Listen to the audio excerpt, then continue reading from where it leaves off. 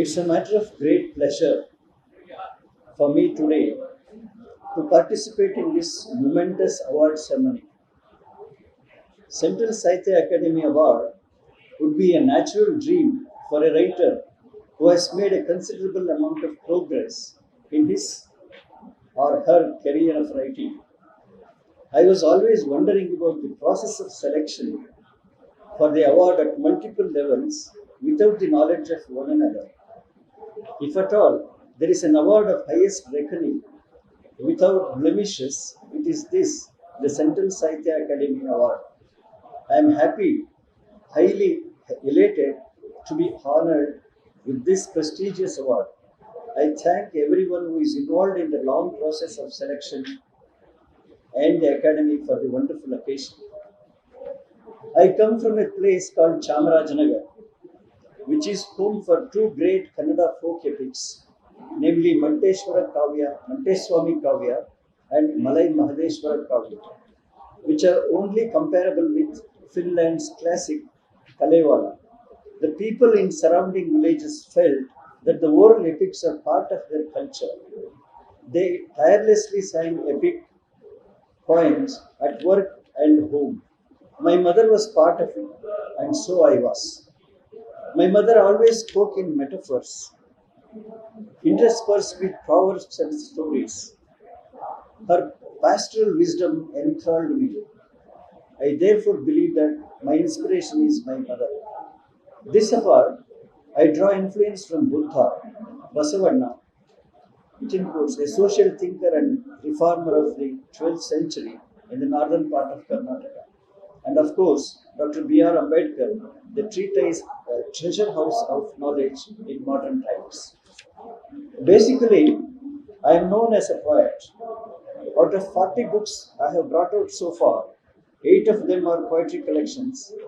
Most of the language textbooks in high schools and universities in Karnataka carry my poems as a curriculum text, including the West Bengal University, Kolkata, and Nottingham Trent University, UK. But I also worked in other genres of literature such as plays, short stories, essays, monographs, autobiography, and so on. I did lay my hands on translation as well. Now, I am facing queries from my close quarters that I should have got this award for my poetry. But no matter, I am proud to have this award for my book of essays, Bahutvada Bharata Mattu Bauddha Tatvikate, which translate into English as Plural India and Buddhist Philosophy. The book deals with contextualizing present India with the grandeur of the past in a philosophical sense.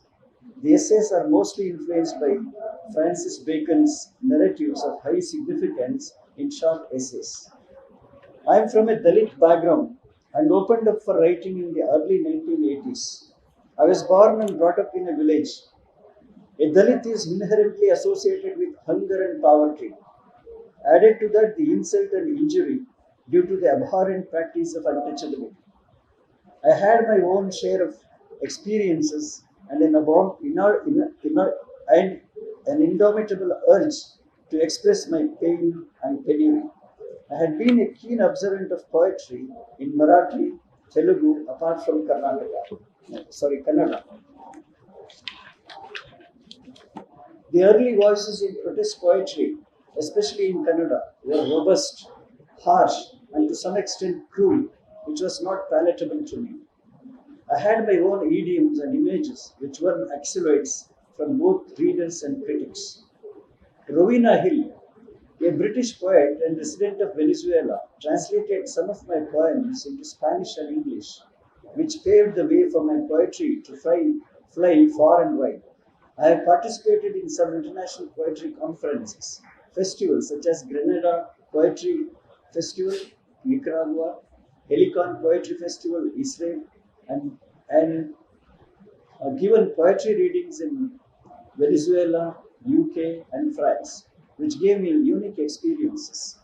Although the nitty-gritty of caste system was taken with aversion, the audience showed a great deal of interest in understanding the social milieu through my poems. There are translations of my poetry available in Hindi, Urdu, Marathi, Telugu, and the Tamil version is on the anvil. The sole objective of my writings is to uh, infill love and compassion in human relationships, irrespective of caste, creed, and religion. Of late, I am writing about Buddhism, which promotes loving kindness, that is metta, encompassing all living beings with compassion.